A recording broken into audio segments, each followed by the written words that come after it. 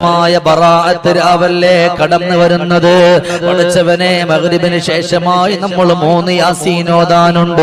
അതിൽപ്പെട്ട ഒന്നാമത്തെ യാസീൻ അല്ലാഹുവിന്റെ പൊരുത്തം ലഭിക്കാനാ, ദീർഘായുസ്സ് ലഭിക്കാനാണ്.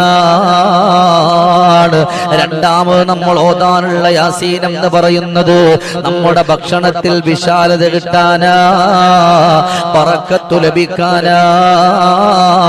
മൂന്നാമത്തെ യാസീൻ എന്ന് പറയുന്നത് സ്വന്തം ശരീരത്തിനും മാതാപിതാക്കളിലും ഭാര്യമാരിലും കുടുംബത്തിലൊക്കെ ആഫിയത്തുള്ള ദീർഘായുസ് കിട്ടാനും ബറക്കത്ത് കിട്ടാനും വേണ്ടിയിട്ടാണ് അവിടെ നിന്ന് ബറാഅത്ത് രാവിലെ നല്ലതുപോലെ 3 യാസീൻ നമ്മൾ ഓതിക്കൊണ്ട് കടന്നു വരുന്നത്.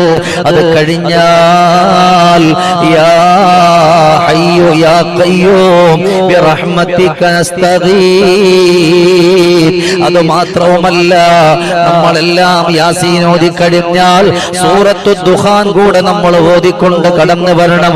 അതും കഴിഞ്ഞിട്ട് ഞാൻ പറഞ്ഞ ആ ദിക്റ് ചൊല്ലണം. അതും കഴിഞ്ഞാലോ ഹസ്ബി അല്ലാഹു നിഅമൽ വകീൽ നിഅമൽ മൗലാ വ നിഅമൻ നസീർ.